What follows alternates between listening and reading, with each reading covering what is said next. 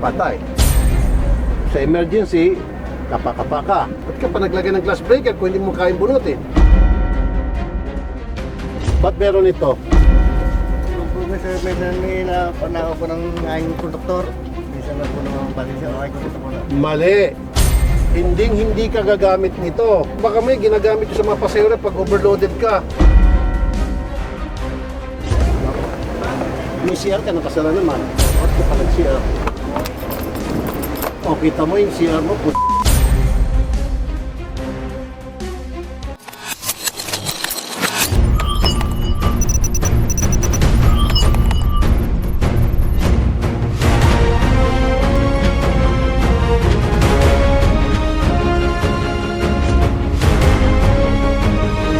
malamig okay Tapos may CCTV?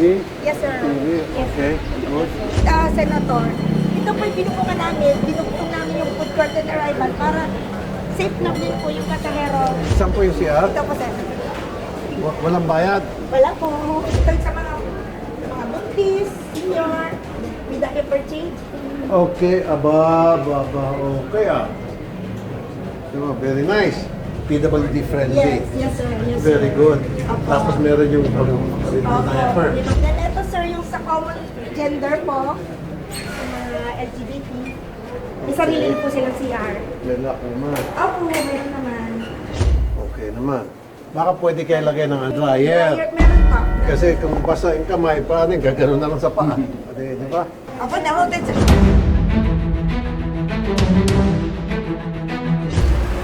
Pasensya na po, tine-check ko lang po para masiguro sumusunod po sa patakaran. Una, meron ka bang speed limiter? Ako sir, Saan yung speed limiter mo? ito po sa Galing sa LTFRB. Opo, yan po yung ano po nila sir, nilalagay na po nung kanong mga supplier po doon. With GPS na rin po siya. With GPS, speed limiter. Yes. Ang napansin ko lang, ikaw lang ang merong pilot speed share. Opo sir. Dapat meron din pilot speed share. Kasi po, pag nagkasunog, ikaw lang maliligtas. Paano naman sila? Tapos meron dapat window breaker. Okay. Sa likod meron. Okay, good. Good. Ngayong gulong. Okay, bago pa. Okay to.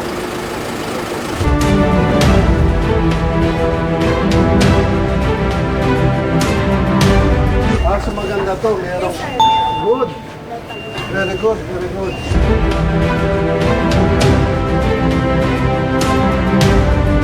Hello, magandang check ko lang po yung bus ha.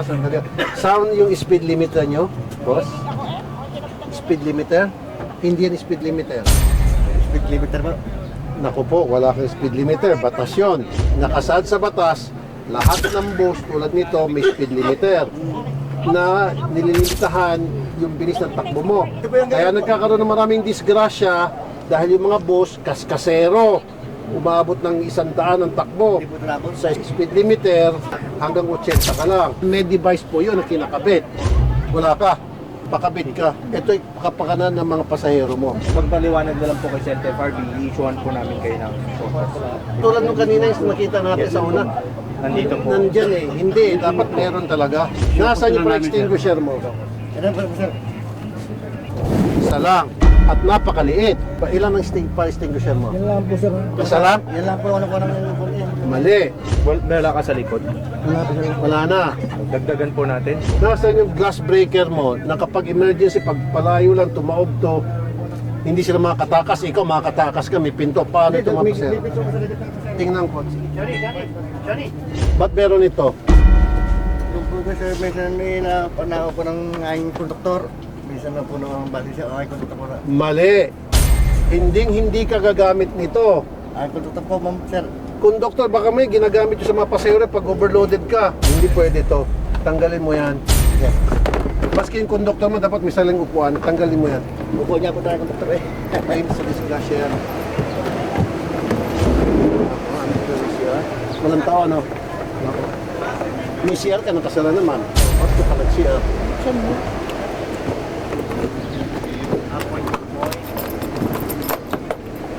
O, kita mo yung CR mo, puts up. Hindi sir, Tumig. hindi ko naman ginagawa po sir. Hindi, palis ka na eh.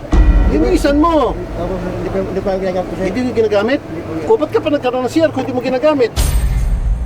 Pero in-expect nyo naman CR.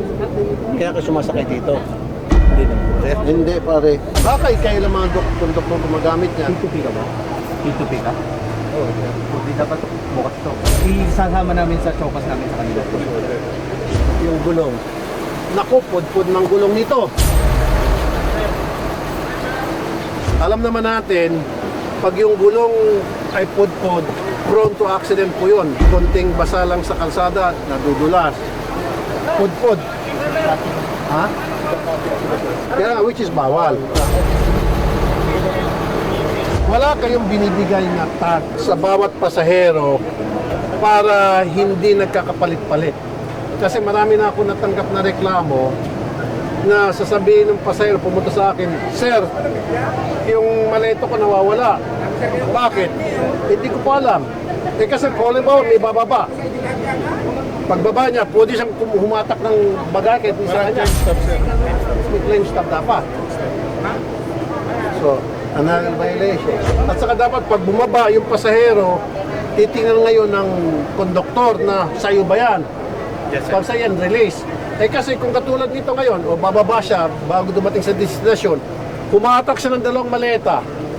Yung isa hindi sa kanya, yung isa sa kanya. Lusot. Yes, sir. Yun yung nagreklamo sa akin. Kasama sa show cause order. Yes, po.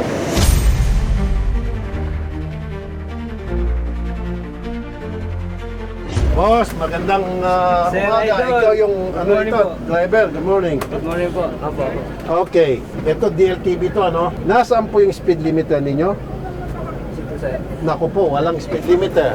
Wala, ito lang po sir yung gumagamit. Batas po yun. Para sa kapakanan ng mga pasahero yun. Apo. Bali ang ginagamit lang po ni company na inibinigay sa amin, yung GPS, doon lang po kami bumabasa. Hindi, iba po yung GPS. Monitoring yun sa opisina nyo. Yung sinasabi ni Senator, kahit anong apak mo, Wala kami, hindi sir. tatakbo ng more than 80 kilometers per Wala hour. siya. Wala Wala siya. siya nun, sir. Walang nakakabit sir. Exactly. Fire extinguisher. Meron sir. Saan? Naka-expire. Hindi ka expired? Walang yan sir. Tignan natin. Saan? Okay. Nakatali. Paano mo hugutin to pag nag-expire? Correct. Dapat hindi nakatali yan. Paano kung sunog, hila-hilahin pa. Madali lang natanggalin. Wala na, sunog na. Baguhin yan. Baguhin. Bigyan niyo po siya ng show cause order. Ilan ang fire extinguisher mo? Isa lang po sir ang inisyo sa amin. Sir. Mali. Mahaba yung boss mo. Paano yung mga nasa dulo? Sunog. Tostado. Tigigisa lang po yun. Kaya nga sabihin mo sa amo mo, dapat dalawa ang fire extinguisher. Para nagkasunog, ikaw lang masasalba. Yung mga nasa dulo, matutusta. Okay, pakisabi sa boss mo. Yung glass breaker, meron ka? Wala itong breaker. Parang martilyo na. Yes, wala ka. Yes, sir. Wala po sir itong glass breaker. Ngayon, yung gulong, tingnan natin sir ha. Kalahati sir dapat. Kalahati. So manipis na. Reject na ba yan? Medyo sir. Palitan mo na ito. Papalitan ko na sa mamaya. Kasi pagbalik ko rito next month, surprise inspection ulit, i-grounded ko ito. I-request ko na sa mamaya.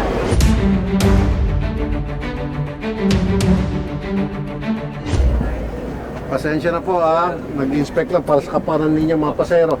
Meron kang speed limiter? Meron po sir. Nasaan speed limiter? Hindi yan? Hindi yan. Device yun na ikakabit. Batas yun eh. Fire extinguisher mo boss. Meron dito. Saan? Dito sa gilid. Sa gilid. Apo. Expired hindi. Hindi po sir. Okay, ilan? Ilan ang fire extinguisher mo? Isa lang po sir. Isa. So ibig sabihin pag nagkaroon ng sunog, tostado yung mga nasa likod, ikaw buhay, sila patay. Dalawa dapat. Meron kang glass breaker. Meron po sir. Ilan? Marami sir. Oh, tulad nito, hindi ko alam paano bunutin to. Paano? Oh, see? Patay. Sa emergency, kapa-kapa ka. Kung ikaw, hindi mo alam. Ba't ka pa naglagay ng glass breaker kung hindi mo kayang bunutin? May lock kasi ito sir. Kapako. Tigas lang.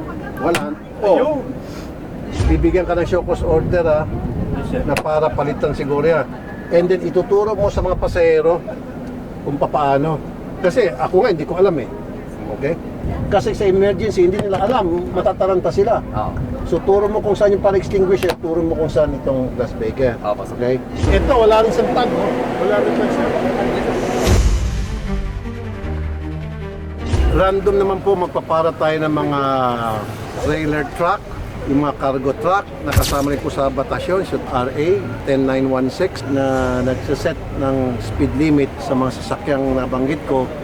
Nang sa gayon, hindi sila lumampas sa 80 kilometers per hour. Nasabi ko na kanina para iwas disgrasya. Tulad nito, sasampulan po natin to. Ito po ay isang 10-wheeler wing van. Hello! Boss, meron kang speed limiter? Pwede makita? Wala. Ang speed limiter po, yun isang device na para pigilan kang lumampas sa 80 kilometers per hour na sinet ng DOTR sang-ayon sa batas.